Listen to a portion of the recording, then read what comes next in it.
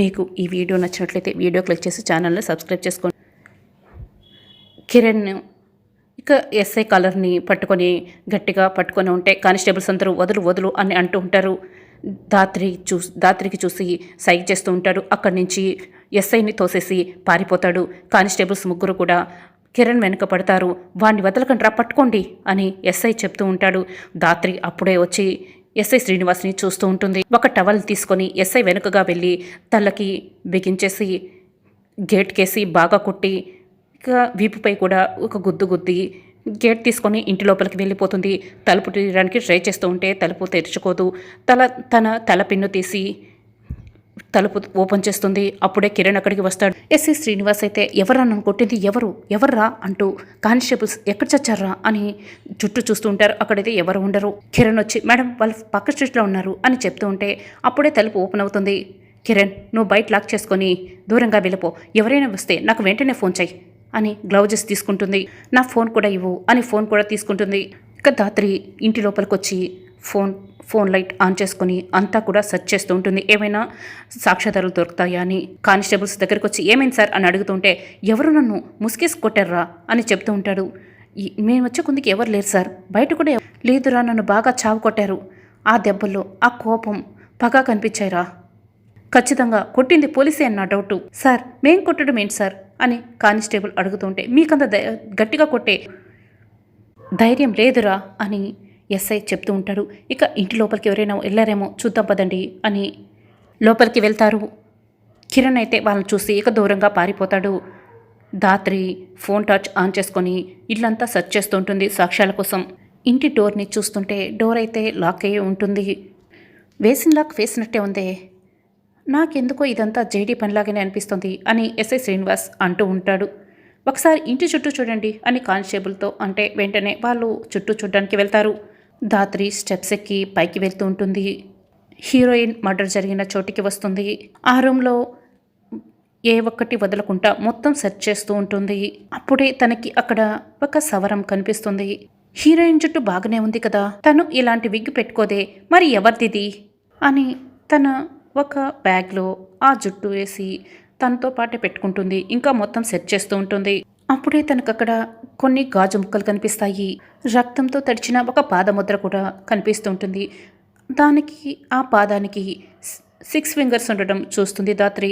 ఇది ఎవరిదై ఉంటుంది, 6 ఫింగర్స్ ఉన్నాయేంటి అని దాత్రి దాన్ని చూస్తూ ఎవరిది 6 వేలు ఉన్న కాళ్ళు అని ఆలోచిస్తుంటుంది. ఫోన్తో ఫోటోలు తీసుకుంటుంటుంది. అప్పుడే ఫ్లాష్ పడ్డం అంతా కూడా ఎస్ఐ శ్రీనివాస్ గమనిస్తూ ఉంటాడు.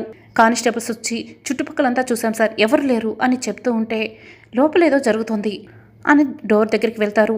అప్పుడే కిరణ్ అయితే బాగా కంగారు పడుతూ ఉంటారు. కానిస్టేబుల్తో డోర్ ఓపెన్ చేయి అని చెప్తే కిరణ్ అయితే వెంటనే జేడీకి కాల్ చేస్తాడు.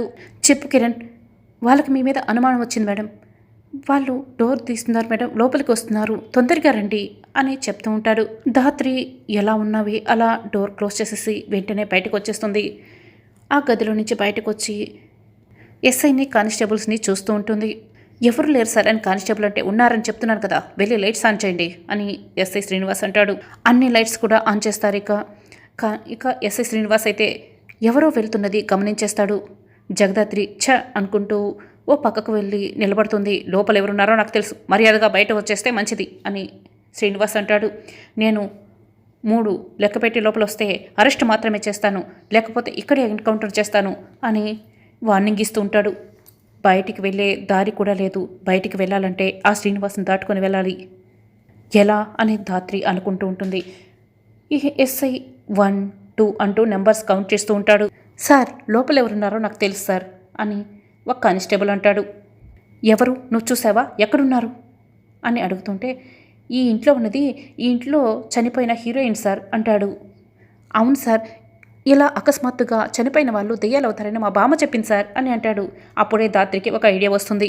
కిరణ్ కాల్ చేస్తుంది. వెంటనే దాత్రి ఏదో ప్లాన్ చెప్తూ ఉంటుంది. ఓకే మ్యామ్ అని కాల్ కట్ చేస్తాడు కిరణ్. సార్ నిజం సార్, మా బామ్మ చెప్పింది సార్ అని కానిస్టేబుల్ ఎస్ఐ శ్రీనివాస్తో చెప్తూ ఉంటే నాన్సెన్స్, ఈ రోజుల్లో దెయ్యాలేంటయ్యా, గమనే ఉండండి అను చెప్తూ ఉంటాడు. వెళ్ళి సెర్చ్ చేయండి అంటే ఇక తల ఒక పక్క కానిస్టేబుల్స్ అందరూ వెళ్తుంటారు. అప్పుడే పవర్ కట్ అవుతుంది. దాత్రి అయితే సంతోషంగా ఇదంతా చూస్తూ ఉంటుంది. సార్ ఇక్కడ దెయ్యం ఉంది సార్ అని ఇంకో కానిస్టేబుల్ వచ్చి ఎస్ఐతో చెప్తూ ఉంటే, సార్ నేను చెప్పాను కదా సార్ ఇక్కడ దెయ్యం ఉంది సార్, వెళ్ళిపోదాం పదండి సార్ అని అనగానే అప్పుడే దాత్రి ఇక జుట్టు ఎగురుతూ రరా అంటూ దెయ్యంలా సౌండ్ చేస్తూ ఉంటుంది. అటుపక్క ఇటుపక్క నడుస్తూ ఉంటుంది చీకట్లో. అది చూసి ఎస్ఐ కానిస్టేబుల్స్ ముగ్గురు ఇంకా నలుగురు కూడా బాగా భయపడిపోతారు. ఒక రెడ్ లైట్ ఫేస్కి వేసుకొని అలా ముందుకు నడిచొస్తుంటే అందరూ కూడా వెనక్కి వెళ్ళిపోతూ ఉంటారు. సార్ నేను చెప్పాను కదా సార్ దెయ్యమే అని అనగానే ఇక దాత్రి ఒక్కసారిగా బాగా గట్టిగా అరవడంతో అందరూ బయటకు వెళ్ళిపోతారు. కిరణ్ అక్కడికి వచ్చి, అసలు మీరు పెట్టిన భయానికి శ్రీనివాస్ ఇంకో 4 రోజులు ఇటు పక్కకు కూడా రాడు మేడం అని అంటాడు. థ్యాంక్స్ కిరణ్, రిస్క్ అయినా నా కోసం వచ్చినందుకు అని అనగానే, ప్లీజ్ మేడం థ్యాంక్స్ చెప్పి పరాయి వాడిని చేయకండి, ఇది నా బాధ్యత. మేడం సాక్ష్యాలు ఏమైనా దొరికాయా అని అనగానే దాత్రి తనకి దొరికిన విగ్ని చూపిస్తుంటుంది. కానీ కేదార్ని బయటకు తీసుకురావడానికి ఉపయోగపడుతుందో లేదో చూడాలి అని దాత్రి కిరణ్ అక్కడి నుంచి వెళ్ళిపోతారు. ఉదయం అవ్వగానే సాధు నాయక్తో మాట్లాడుతుంటుంది. హాయ్ సార్, చనిపోయినప్పుడు హీరోయిన్ చేతిలో హెయిర్ శాంపుల్ దొరికింది సార్, ఈ హెయిర్ కేదార్ది కాదని వచ్చిన రిపోర్ట్స్ ఇవి అని. అలాగే ఈ హెయిర్ ఆ ఇంటి పని మనిషి మేనేజర్తో కూడా మ్యాచ్ అయిందో లేదో చెక్ చేయమని చెప్పాను సార్. అలాగే ఇది నేను హీరోయిన్ ఇంటికి వెళ్ళినప్పుడు నాకు దొరికిన విగ్ సార్, దీంతో కూడా ఈ హెయిర్ మ్యాచ్ అయిందో లేదో చెక్ చేయమని చెప్పాను సార్. ఇది దీంతో కానీ మ్యాచ్ అయితే ఆ ఇంట్లో ఆ టైంలో కేదార్ పని మనిషి కాకుండా ఇంకెవరో ఉన్నారు సార్ అని దాత్రి చెప్తూ ఉంటుంది. అలాగే ఈ హీరోయిన్ ఇంట్లో మర్డర్ స్పాట్లో దొరికిన ఫుట్ ప్రింట్స్ సార్, కరెక్ట్గా చూస్తే ఈ పర్సన్ కాల్కి 6 వేళ్ళు ఉన్నాయి సార్.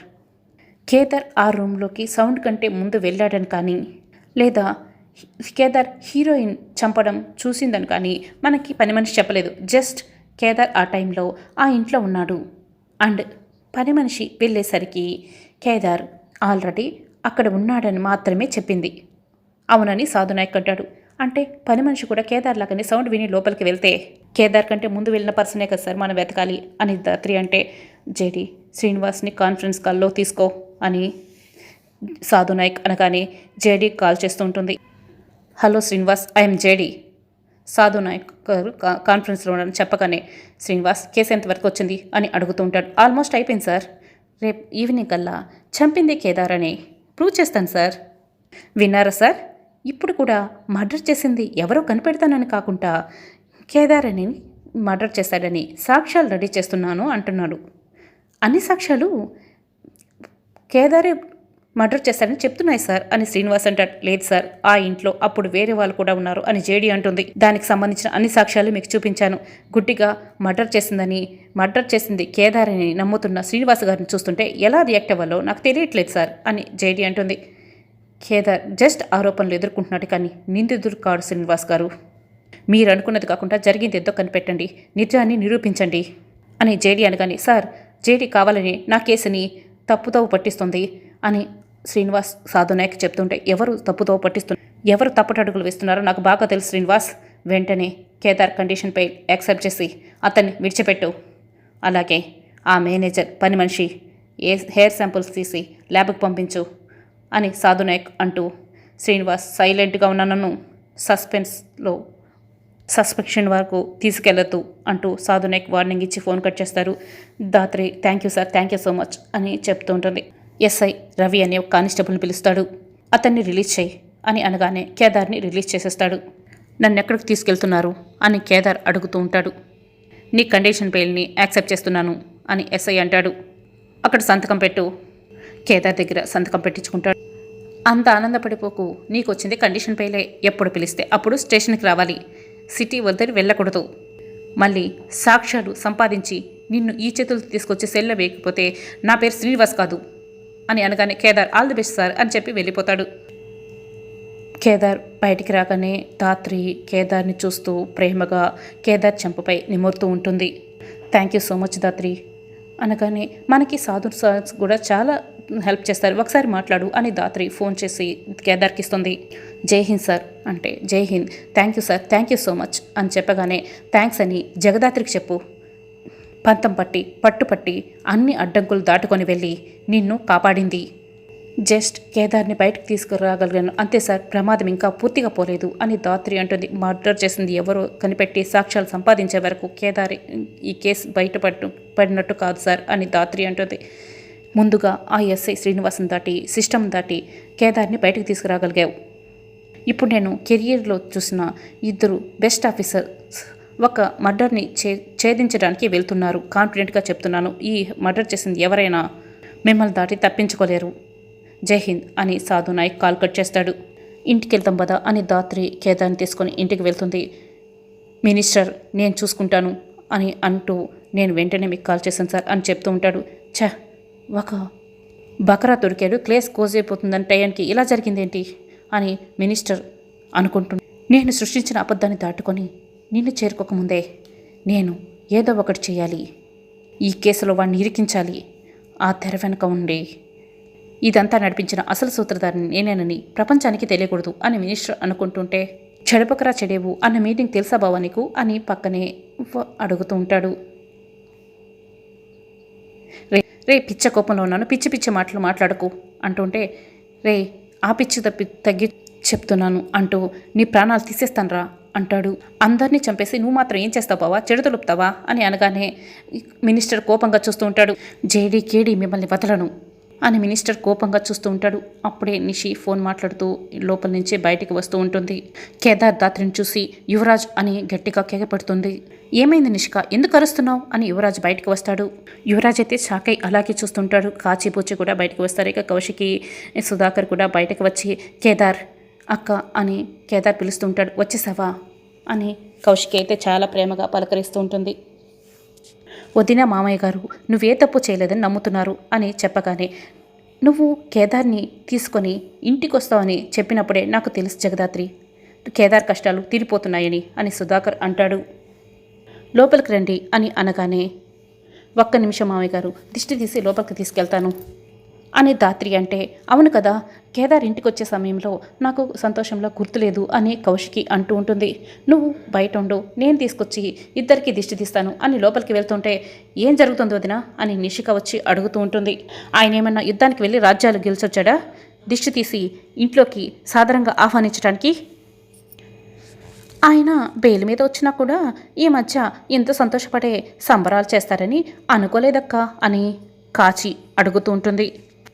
అందుకు ఇప్పుడు ఏం చేయమంటారు కాచి, చెప్పండి అని అనగానే, ఏం చేయాలని మమ్మల్ని అడుగుతారేంటి మామయ్య, హంతకులతో మీరు కలిసి ఉంటారా అని నిషి అంటే కోపంగా ధాత్రి, నిషి కేదార్ ఏ తప్పు చేయలేదని ముందు నుంచి చెప్తున్నాను, ఇప్పుడు చెప్తున్నాను, ఊరికే మళ్ళీ కేదార్ని హంతకుడు అంటే చెల్లివని కూడా చూడను అని వార్నింగ్ ఇస్తుంది నిషికి.